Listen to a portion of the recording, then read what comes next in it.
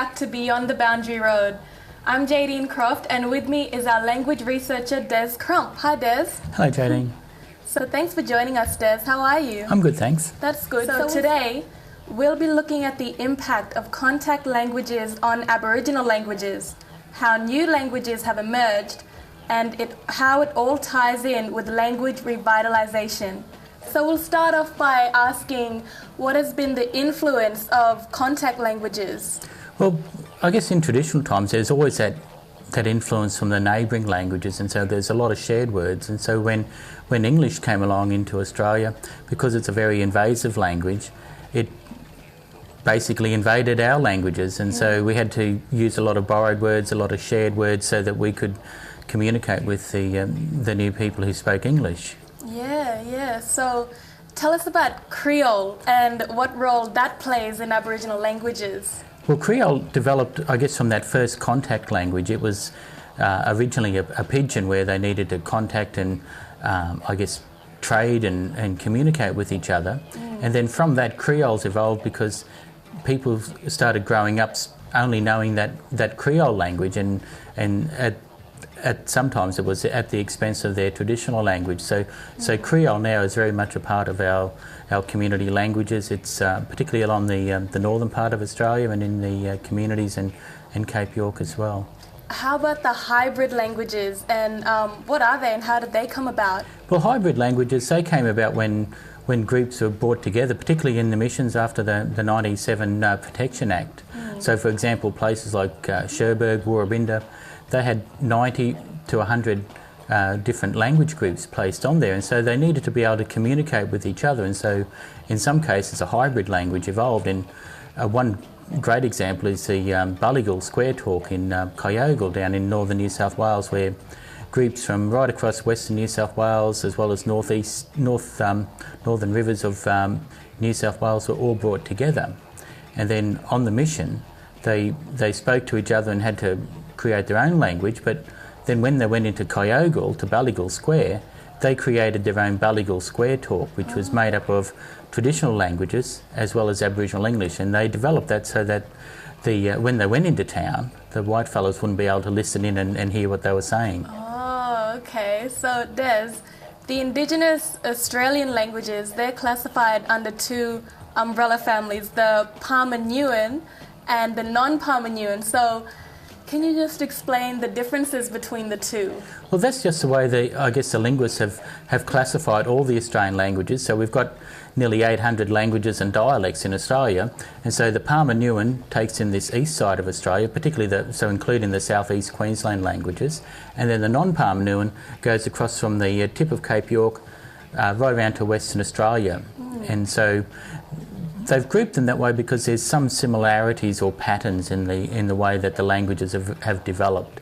And so these languages on the eastern side of Australia, they have a lot of similarities and some language connections and even some words that are very similar, particularly body parts like mill, for example, is used for eye in quite a few languages, or dill or dilly for eye as well. And so that's right across the east coast. Yeah. So Des, how does the natural environment of where a nation live determine how things are named in their language? Well, it has a big impact because if things aren't in that environment, then they don't have a word for them. They have to borrow a word or ask their neighbour if they know a word for that particular part of the environment, whether it be an animal or an introduced animal. Yeah. So, for example, out in my language group, Gamilaroi, we don't have any words for ocean or any of the fish that you find here on the coast, but we have numerous words for animals such as kangaroos, snakes. For emu alone, we have over 20 different words. But down here in the southeast, they might only just use one word for emu because there'd only be a couple of groups that would have knowledge of an emu in their landscape. But as you get closer to the coast and Moreton Bay, there'd be all these different names for the different fish that are found. Yeah. So Des, what type of initiative should be taken to recognise the languages of the First Nations people, and what do you think are the challenges we could face in this process?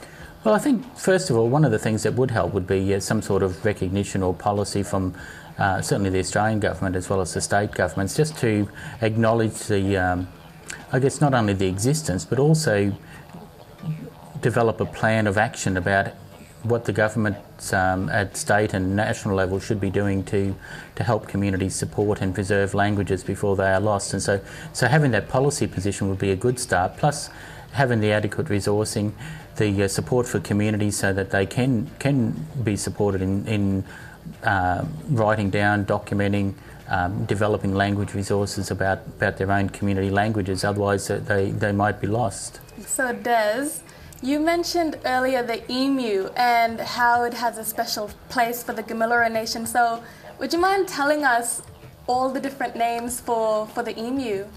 Okay, well, I can't remember all the words, but there's nearly 27 words for the different types of emu, going from bargay, which is the emu chick when it's just hatched out, and then there's another word for the next size, all the way through to the adult Dinawan. So Dinawan is the main name for emu, and then we have different words for the groups of emu. So if it's a group of chicks, or if it's a group of chicks with an adult, that's another word altogether. If it's a group of chicks with 2 adults, that's another word. If it's 2 adults with 2 groups of chicks, that's another word group as well. So there's all these different ways of naming emu because it is an important part of not only the Gamilara landscape but our spiritual landscape, because that's one of our main totems as well. So it's my totem as well. So Dinawan, the emu. Yeah, so there's lots of names for them, eh? Yeah. Yeah, well, thank you so much for being on the show, Des. Unfortunately, that's all we have for today. Next week, we'll be looking at language interpretation involving First Nation languages. So stay with us for more Beyond the Boundary Road.